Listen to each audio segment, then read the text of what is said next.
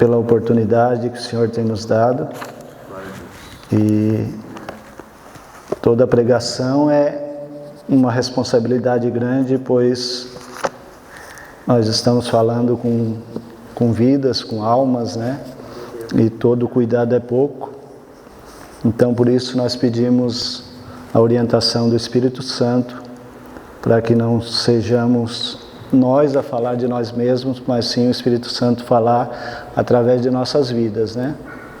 Hoje, um culto mais do que especial para aqueles que aceitam a Cristo como Salvador, que é o culto de Santa Ceia, que representa todo o sacrifício de Jesus Cristo pela minha e pela tua alma, né? A missão de Jesus Cristo nessa terra se findou, na verdade, quando Ele desce à sepultura e logo após retorna aos céus, né? Deixando o seu ensinamento, deixando a sua obra e o Espírito Santo para consolar os corações até que Ele volte, né? Pois essa é a nossa crença, é aquilo que nós acreditamos que irá acontecer, e muito em breve, para aqueles que obedecem a um lugar preparado, né? Jesus falou: eu vou e irei preparar um lugar. E nós sabemos que para aqueles que desobedecem também há um lugar, né? Na verdade, o inferno não foi feito para o homem, o inferno foi feito para Satanás. Mas o homem, pela sua desobediência, está trilhando esse caminho que não seria para nós, né? Mas Jesus ainda procura salvar, né? E vai salvar muitos outros que aqui estão nessas terras. Estou há um tempo sem pregar a palavra, né? Desde que eu vim para cá, eu não mais preguei, pois estava visitando algumas igrejas e não estava ainda efetivamente em comunhão com a igreja. Então eu estava esperando, e Deus nos proporcionou agora estarmos congregando aqui nessa igreja e vamos fazer a obra, né? Usar aquilo que Deus nos deu, que é o dom da palavra, né? Deus trabalha em mim com um dom de ensinamento. Então eu pretendo aqui trazer algumas palavras para os irmãos e espero ser bem claro nas palavras, né? Vamos ver que hora é, 7h10, até meia-noite, amém. Glória a Deus. Peço que os irmãos abram suas Bíblias no livro de Atos dos Apóstolos, no capítulo de número 27. Vamos ler versículo 9 e versículo 10. Atos dos Apóstolos,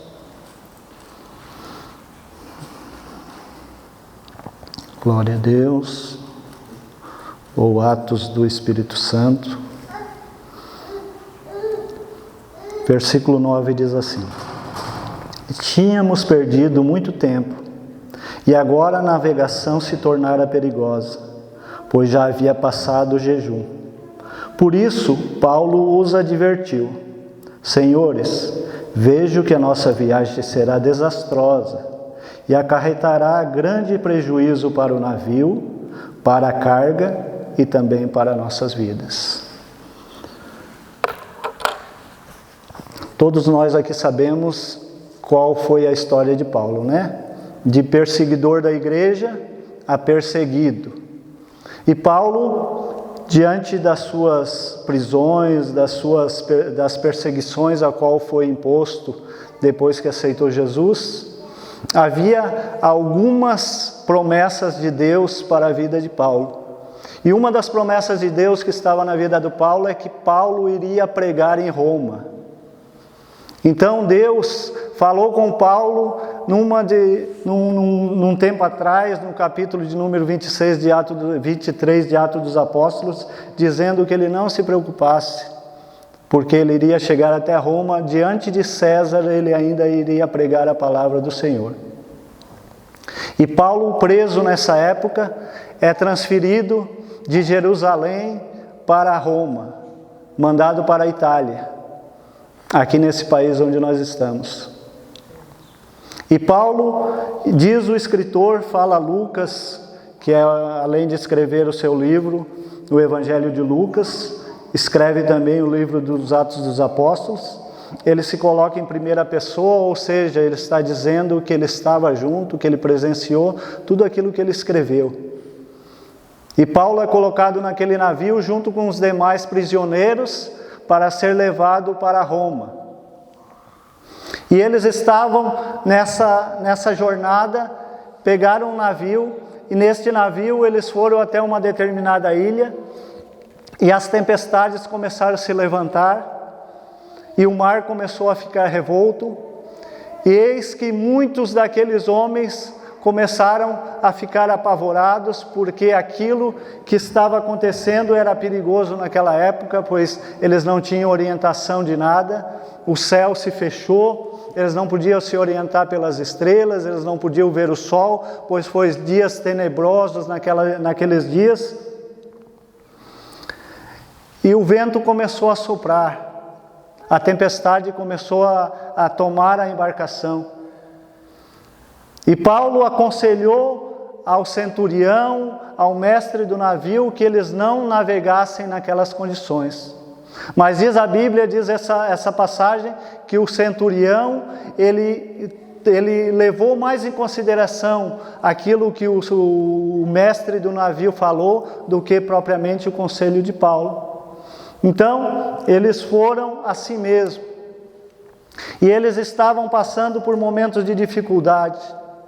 Mas o anjo do Senhor apareceu a Paulo e disse a Paulo que ele não precisasse se preocupar, que nada iria acontecer com ele, nem com ninguém daquela embarcação.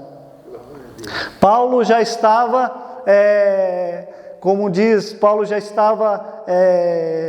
tinha caído nas graças daqueles que estavam o levando para Roma. As pessoas já estavam vendo ele com bons olhos, porque quando o homem de Deus aparece no meio de, seja qualquer pessoa que seja qualquer grupo que seja, ela chega, ela já traz algo diferente. As pessoas já começam a sentir, já sabem que essa pessoa já é diferente, que essa pessoa já traz uma tranquilidade, já traz algo diferenciado para aquele lugar. Isso acontecia com Paulo onde ele ia. Paulo chegou a testemunhar que ele ganhou mais almas quando estava preso, quando estava sendo perseguido daquelas condições, do que propriamente quando tinha liberdade.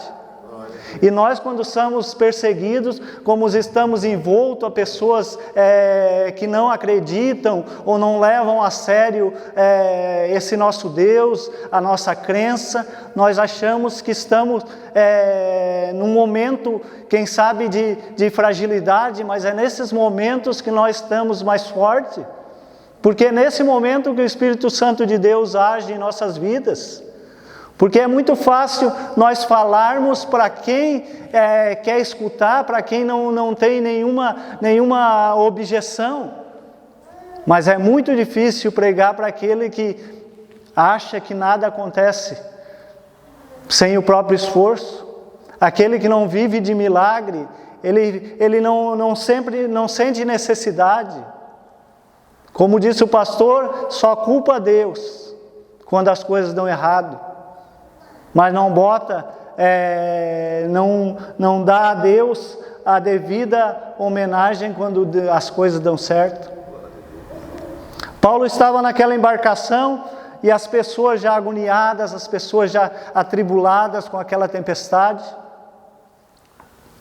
E Paulo dá algumas orientações àqueles homens que eles estavam há dias sem comer, apavorado, e cada um buscando o seu próprio Deus, como lá na passagem de Jonas, cada um orava ao seu próprio Deus.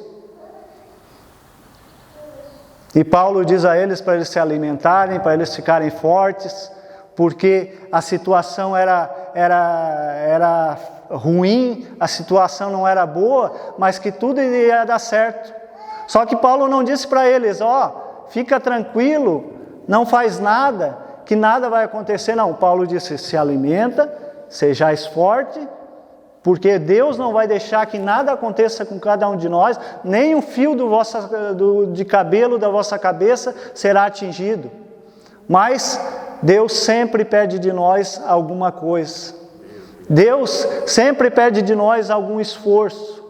Deus pede que nós façamos a nossa parte para que Ele faça a dele. E a nossa parte geralmente é tão simples. É crer, é acreditar. Nós que estamos aqui num país distante, numa terra estrangeira, nós estamos muitas vezes como Paulo, estamos em meio a tempestades, estamos em meio a ventos revoltos, somos atingidos de um lado, somos atingidos de outro, até chegarmos em uma terra firme, nós passamos dificuldade. Só que aquele que confia em Deus, aquele que está diante do Senhor, aquele que coloca a sua vida diante do altar, esse passa por dificuldade, mas esse fica tranquilo. Esse sabe que as coisas podem dar errado hoje, mas amanhã irão dar certo, porque nós sabemos que Deus preserva a nossa vida. Nós sabemos que Jesus Cristo, Ele fez o que fez para que hoje nós pudéssemos estar de pé. E nós não precisamos nos amedrontar, nós não precisamos duvidar, porque as coisas podem não dar certo hoje, mas amanhã elas melhoram. Pode não dar certo amanhã, mas depois da manhã melhora. O que importa é estarmos de pé, o que importa é continuarmos com coragem, fazendo a nossa parte. A nossa parte é orar, a nossa parte é buscar, a nossa parte é ter uma comunhão maior com Cristo. Nós precisamos ter essa comunhão e não esperar que os outros façam para nós. Né? Lá no Brasil eu ouvi muita gente falar que tem o crente vocês oram, né?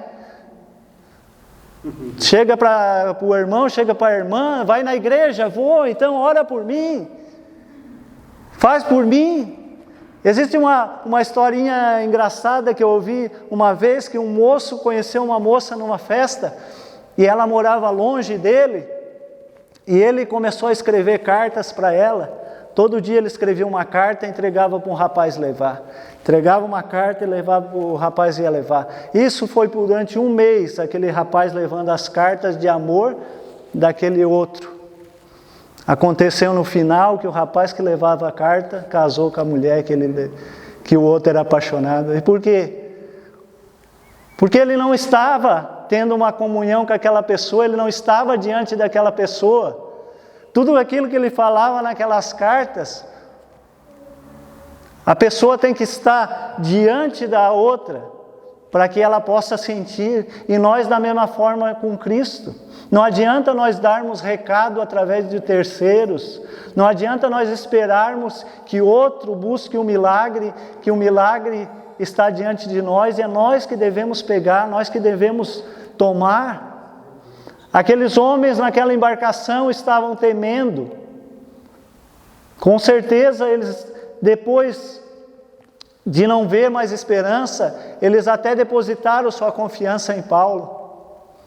E Paulo os instruiu e disse: vão, se fortalecem, comem, que tudo vai dar certo. Só que alguns ainda titubearam, alguns ainda acharam que podiam escapar e querendo lançar-se ao mar, lançar-se naquela embarcação no salva-vidas. Paulo disse: olha, eu vou dizer uma coisa para vocês, Deus me disse que ninguém daqui vai morrer, ninguém vai perder a vida, mas quem descer dessa embarcação eu não garanto mais nada. Eu garanto para aquele que ficar no barco, aquele que descer do barco eu não garanto. E da mesma forma eu e você, quando aceitamos a Jesus como Salvador, nós entramos num barco, nós aceitamos a Jesus, congregamos em uma igreja, mas se nós deixarmos a igreja, se nós sairmos ali na rua e querer andar pela nossa própria sorte, já não se garante mais nada. O Espírito Santo de Deus, Ele nos vela pelas nossas vidas, Ele nos guarda, mas o inimigo lá fora é muito mais forte. do que nós. Quando as pessoas entram num centro de recuperação, já preguei algumas vezes em centro de recuperação, as pessoas ficam um mês e já acham que estão libertos, já acham que não tem mais aquela dependência do vício e acham que podem sair da porta para fora e encarar o mundo novamente. É só andar a próxima esquina, encontrar um bar e ela cai, porque ela se separou. Ela achou que a própria força dela já era suficiente. E dessa maneira eu e você, nós precisamos se manter nesse barco, se manter nessa embarcação, até que Deus diga: olha, agora é seguro. Agora é seguro, pode ir lá, pode pisar em terra, pode trilhar algum caminho, mas sempre com a orientação do Espírito Santo.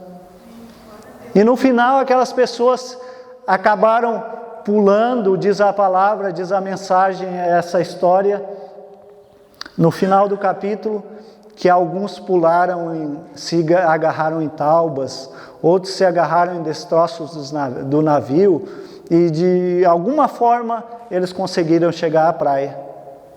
E dessa forma eu e você, nós vamos nadando, nós vamos segurando em tábua, nós vamos segurando no que for, mas o negócio é chegar. O negócio é chegar, não é parar, não é morrermos afogados, não é desanimarmos, não pararmos no meio do caminho. Se for preciso nadar, a gente nada. Se for preciso gritar, a gente grita. Se for preciso fazer o que for, a gente faz. Só não devemos sair daquilo que Jesus nos orienta. Não devemos andar fora dos caminhos do Senhor. Porque o sacrifício da cruz foi um preço tão caro, irmãos. Um preço tão caro pela minha e pela tua vida. Hoje nós vamos participar, desse ato, que é uma honra. É uma honra para nós lermos aqui, lermos na Bíblia e acharmos ali a passagem que Paulo instrui, dizendo: assim eu recebi do Senhor e assim ensino a vocês. Toma o pão, o cálice, é o corpo, é o sangue de Jesus. Que privilégio, irmãos! Se nós fecharmos os olhos e tentarmos lembrar daquela ocasião em que os discípulos estavam junto com Jesus, participando desse ato solene. E nós temos essa honra, esse privilégio, sabendo que o ato da Santa Ceia é um ato de fortalecimento, de cura, de libertação. Então participamos hoje, pedindo perdão a Deus pelos nossos pecados, porque pecamos diariamente, falhamos diariamente, mas Jesus é tão bom que Ele nos perdoa diariamente, Ele nos perdoa a todo instante, Ele conhece o nosso coração, Ele sabe que a carne é fraca, Ele sabe que nós somos tentados 24 horas por dia, mas mesmo assim Ele nos absolve diariamente das nossas culpas. Aleluia. Quando Jesus estava, minha esposa cantou aqui, Pedro vendo a cena e temendo aquele momento de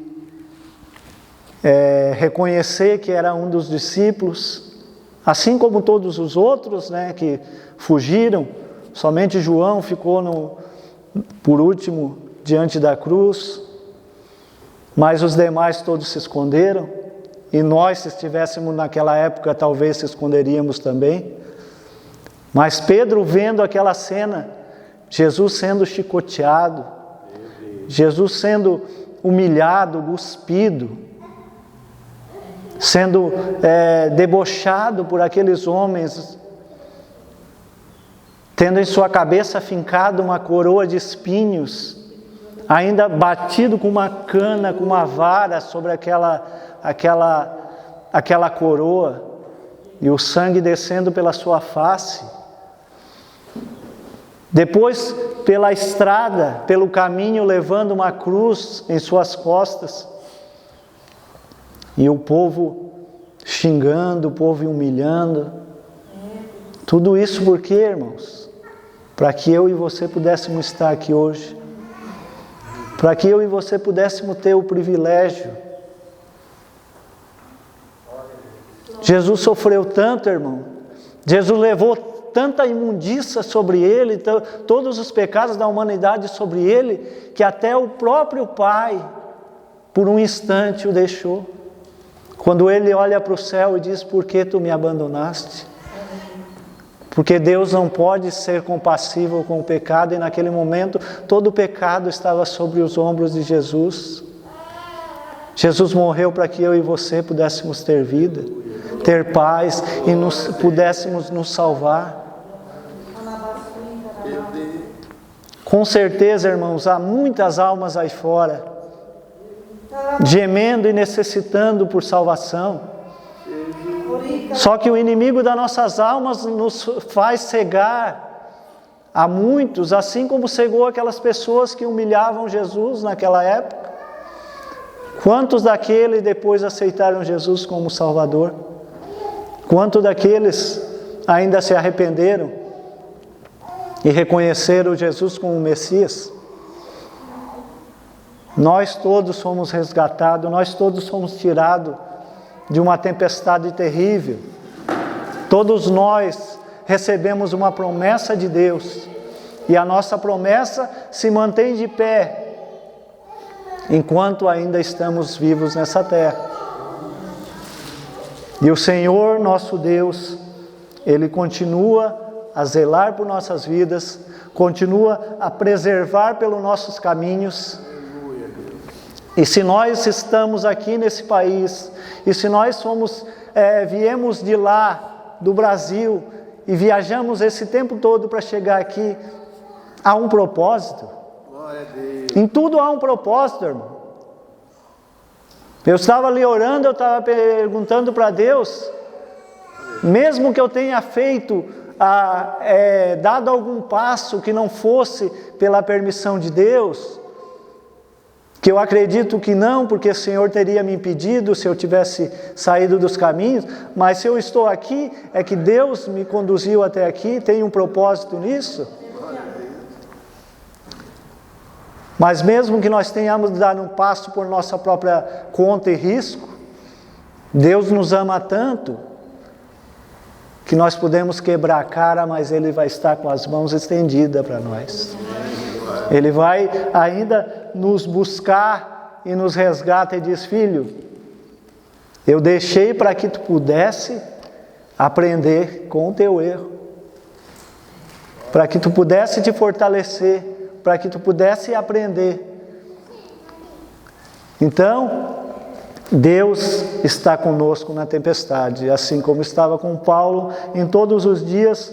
E Paulo chega na Itália, Paulo chega em Roma diante de César, e se cumpre tudo aquilo que Deus prometeu na vida dele. E vai se cumprir na minha e na tua vida, porque Deus não é um Deus de mentira, nem um Deus de engano.